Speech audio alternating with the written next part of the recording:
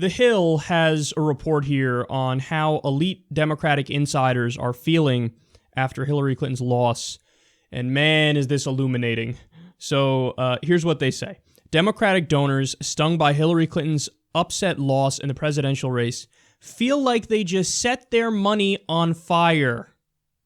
The sore feelings are a huge problem for the DNC, which is trying to rebuild its image and reinvigorate a defeated party in time for challenging midterm elections in 2018. It's also a worry for top liberal activists as they prepare for war with President-elect Donald Trump and a GOP Congress that is hell-bent on rolling back President Obama's accomplishments. Many Democratic donors still feel burned by the party's 2016 election losses and what they see as a dysfunction in the DNC, which will elect a new leader in February. Here's my message to these Democratic donors. The dysfunction is you. So yet again, a classic case of zero self-reflection and the inability to diagnose an obvious problem because they are the problem. This reminds me of Debbie Wasserman Schultz and Hillary Clinton in the wake of the election loss a few days later. Like, okay, yeah, no, obviously we lost because of James Comey. Obviously we lost because of the sexist Bernie bros. Obviously we lost because of Jill Stein and Gary Johnson. And deflect, take no responsibility and say, okay, how do we rebuild the party? Because obviously we should be front and center in that process. No, you should step the fuck aside because you destroyed the party and turned it over to the Republicans. And, turned the country over to the Republicans. And it's the same thing with the donors. Oh, man, we really got beat. So anyway, how do we get back in power? You don't do anything. You go sit outside. That's what happens with you. Because guess what? The fact that there are these big money donors, that's what's turning people off to the DNC and to the Democratic Party. I mean, Hillary Clinton was the candidate of Wall Street. She was the candidate of the establishment. That's why she lost.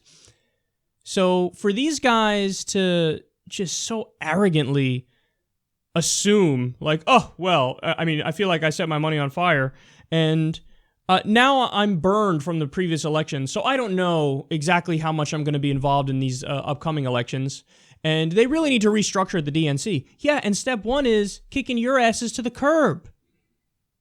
So the answers are right in front of them, but they can't see it, and they can't see it because in their mind, this corruption is just grandfathered into the system.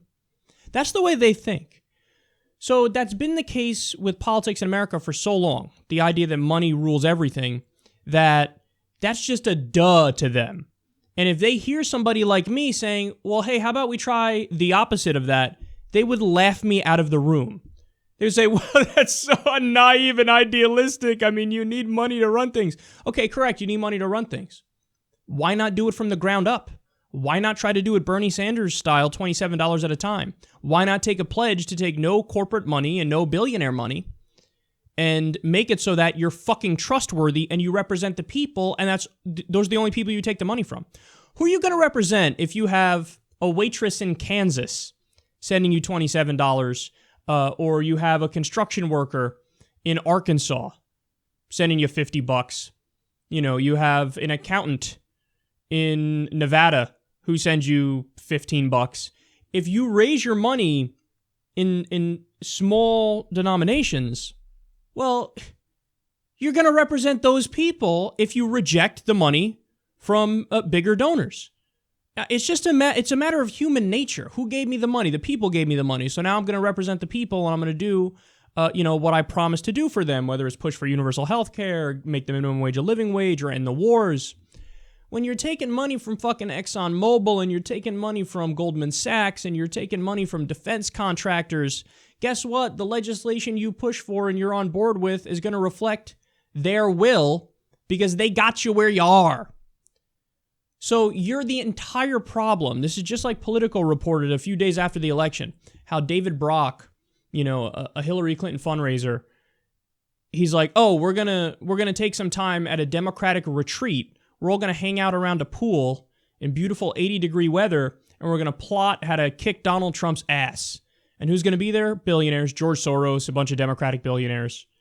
They just don't get it. You're the problem. The fact that meeting is happening in the proverbial smoke-filled back room where you're plotting this undemocratic takeover, this top-down structuring, this control of your puppet party. That's the whole problem. These guys lost touch with reality. The Democrats have become Republicans. This used to be something that was just Republican. You know, hey, we'll have the leaders and we'll have the big money people and they'll get in a room and they'll figure out what to do to try to gain control. They used to just be a Republican thing and the Democrats were the party of workers. The only people they'd meet with in a room is maybe a union boss and some teachers and a trial lawyer or two. Now it's Wall Street, now it's hedge funders, and that's the fucking problem. And so they're looking at an election loss where their opponent was out there pounding the pavement, screaming against TPP, being populist, saying, I'm going to protect workers, and they're like, I don't get it. How did this guy win? I don't understand. Anyway, back to our billionaire smoke-filled back room to plot on how to take over the party and take over the country. Newsflash, when George Soros is in your fucking back room, when George Soros is in on that conversation, it is by definition not going to work. Because as soon as people figure out George Soros is in on that conversation, they go, he doesn't give a fuck about me. So we're done here. We're done here. Not interested in the Democrats. The establishment Democrats are hanging on for dear life. And honestly, it's gross. It's gross because I was hopeful, I didn't think it would happen, but I was hopeful that maybe there would be some self-reflection if Hillary Clinton managed to just barely edge out the election. So if she won with, 270-something electoral votes, I thought, well, maybe they'll go, oh my God, we barely eked it out against a monster Donald Trump. Boy, was I wrong. They lost. They lost, and they still think, the establishment Democrats still think, well, I mean, we're the ones who are going to find the answers, right? It's not going to be like the pie-in-the-sky idealists like Bernie Sanders and Elizabeth Warren and Keith Ellison, right? Right. To steal a phrase, wrong.